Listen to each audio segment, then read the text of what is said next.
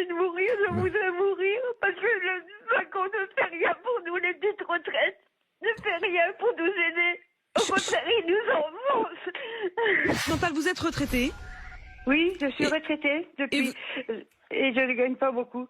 Donc c'est vrai que quand j'entends les gens parler de leur retraite qui touchent 1100 euros ou 1200 euros et qu'ils n'y arrivent pas à la fin du mois, moi je touche que 800 euros. Et comme j'ai expliqué à votre collègue, Oui. moi j'ai que 50 euros pour vivre tout le mois. Et ça me met hors de moi. Quand j'entends les gens se plaindre quand ils gagnent des fortunes, hein.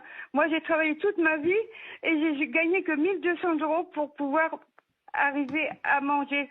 Donc je comprends pas les gens qui font ça. Moi, les gens qui se plaignent, ça m'énerve. Mais Chantal, je comprends parfaitement et on entend votre émotion. Chantal, vous touchez 800 euros et vous ne vous en sortez pas.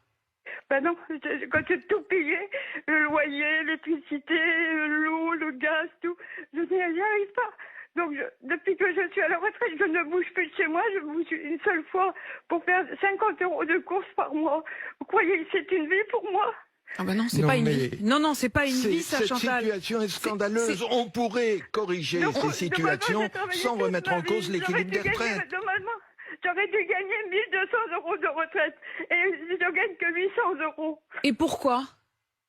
Je n'en sais rien. Allez demander ça à Macron ou je sais pas qui, ce connard là qui fait tout un cinéma de trucs et tout. Et moi je peux plus. Vous savez, j'étais malade, j'étais obligée de m'arrêter parce que j'ai failli mourir. Je me suis battue pour pouvoir continuer à travailler, pour pouvoir m'en sortir. Là je suis obligée de vendre ma maison parce que je peux plus payer le crédit de 400 euros. Vous croyez que c'est une vie? Macron ne fait rien pour nous, plus rien. Il faudrait mieux que je crève.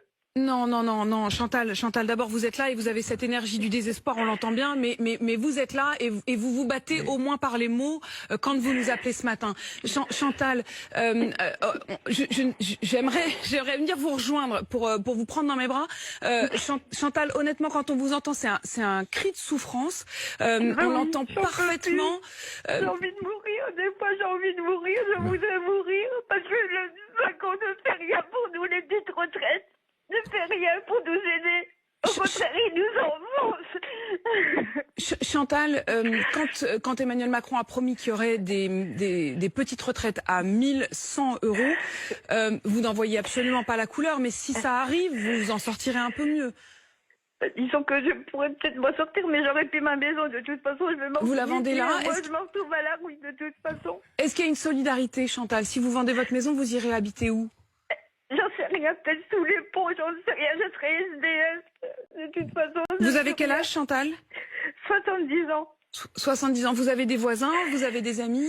Vous avez de la famille? J'ai personne, non, j'ai personne, je suis seule. J'ai une fille, entre parenthèses. Elle m'a dit, maman, à ton âge, tu devrais crever. Ça, j'avoue, Chantal, c'est très dur, c'est très dur.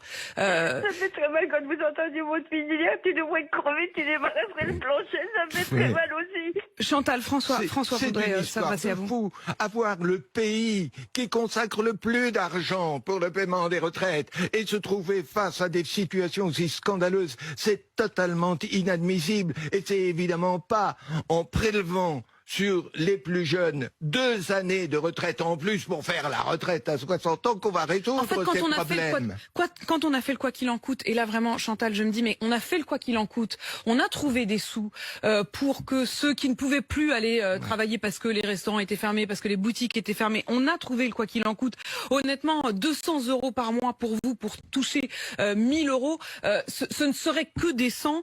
Chantal, vous n'êtes pas seule, vous avez entendu tout à l'heure peut-être le témoignage de Jacqueline qui nous écoute aussi sur RMC et qui nous disait ce matin qu'à 75 ans, elle est encore obligée de travailler parce qu'elle ne touchait en effet comme vous que 800 euros. Chantal, il y a sûrement des associations qui peuvent aussi essayer de vous aider. Il faut que vous alliez frapper à ces portes-là.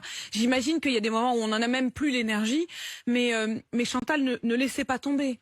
Non, de toute façon, par ici, les associations ne me prennent pas en compte. Normalement, on m'avait dit que j'avais le droit au chèque énergie. J'avais pas le droit. On me refuse. J'avais le droit à que les trucs de cœur Resto du Cœur, tout ça, Ouais. on m'avait dit... que Vous y j'avais allez le droit. Vous y allez au Resto du Cœur, Chantal? Non, justement, on m'a dit que je n'y avais pas le droit. Si vous y allez, je suis Je sûre n'ai qu'ils vous le droit laisseront à pas rien. tomber. Ils vous laisseront Je pas n'ai tomber, rien Chantal. je n'ai rien le droit de rien du tout. J'ai juste le droit, comme je dis, de mourir. Chantal, il y a des associations, elles viendront vous aider. Où êtes-vous, Chantal, exactement dans le Lot-et-Garonne? J'habite à Mézin, à côté de Nérac. À côté de Nérac. J'imagine que s'il y en a qui nous entendent et qui sont dans ce coin-là, Chantal, manifestez-vous, ne restez pas toute seule chez vous, allez voir ces associations, elles sont là pour vous. Si en effet l'État ne vous aide pas, il y a au moins les associations, il y a une solidarité dans ce pays quand même qui existe et c'est important de le dire.